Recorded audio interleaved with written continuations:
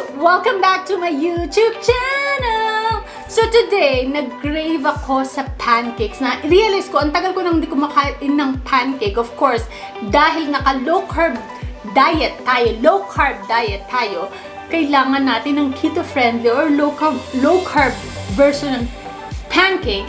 And that's just what I made today. This is a keto-friendly pancake. So fluffy, so soft. At kinakain ko na siya actually. Gusto ko siya with the peanut butter on the side. And kung meron kayong sugar-free maple syrup, you can do that. Pero hindi ako mahilig sa maple syrup or any syrup. Kaya butter lang ako and peanut butter. So, of course, isa-share ko to sa inyo. Kaya nga ako nandito, di ba?